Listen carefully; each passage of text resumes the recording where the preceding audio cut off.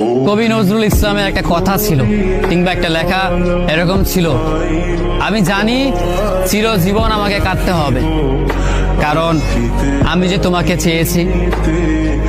আসলেই আমি যে তাকে চেয়েছি এই জন্য আমাকে সারা জীবন কাটতে হবে, কারণ আমি তাকে কোনোদিন পাবো না, আর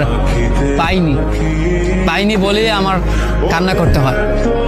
তাকে আমি প্রচন্ড ভালোবাসি বলেই আমার কান্নাটা আসে, তাকে আমি আমার করে পাইনি বলেই আমার কষ্টটা হয়। কবি নজরুল ইসলামের লেখাটা খুব দারুণ ছিল। আসলেই তাকে পাইনি বলে আমাকে সারা জীবন কান্না করতে হবে।